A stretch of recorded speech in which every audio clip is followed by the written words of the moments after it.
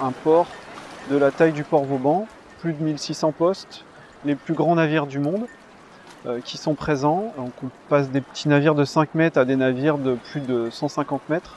Donc on a tous ces acteurs qui sont présents et sur lesquels nous devons travailler ensemble avec eux pour aboutir à un magnifique projet.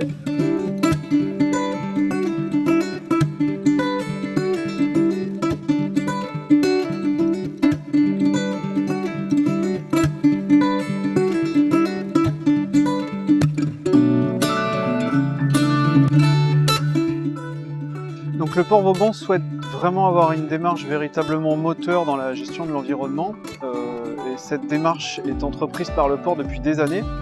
Les premières études ont démarré en 2004 pour aboutir, après un audit de tous les aspects environnementaux du port et de ses impacts, sur la certification port propre acquise par l'ancien gestionnaire en 2014. Donc à l'arrivée de Bourbon-21 en 2017, nous avons repris cette certification que nous avons mis en place avec de nouvelles actions phares comme une flotte de véhicules terrestres qui est maintenant à 100% électrique.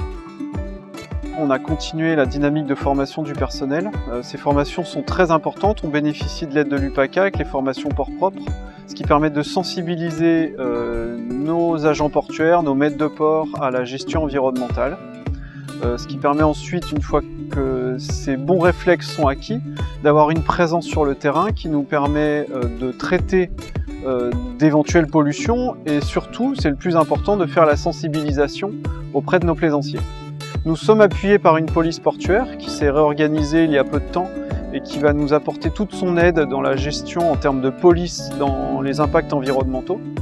Et nous avons créé récemment un poste de responsable environnement pour nous donner vraiment les moyens et le temps humain dans la gestion de l'ensemble des objectifs que nous nous sommes donnés dans notre gestion environnementale.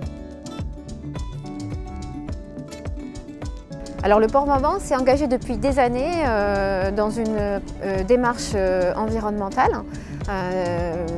En 2014, on a été certifié pour la première fois port propre. Donc ça veut dire qu'on a mis en place une déclaration de politique environnementale et un plan d'action. L'engagement en faveur de l'environnement, c'est une démarche globale. Donc il y a tout un aspect de la démarche, ça concerne effectivement de limiter ou voire même éviter des impacts négatifs sur les écosystèmes, sur notre environnement ici au port, à la fois terrestre et sous l'eau.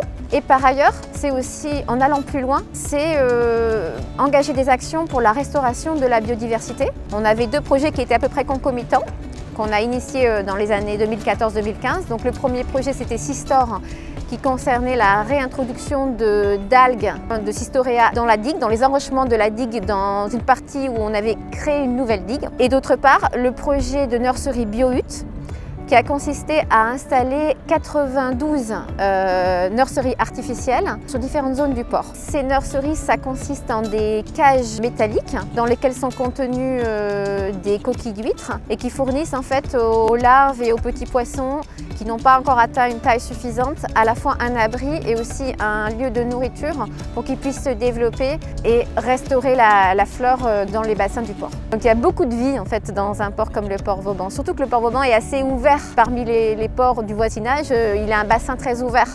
À l'entrée du port, il y a beaucoup de vie.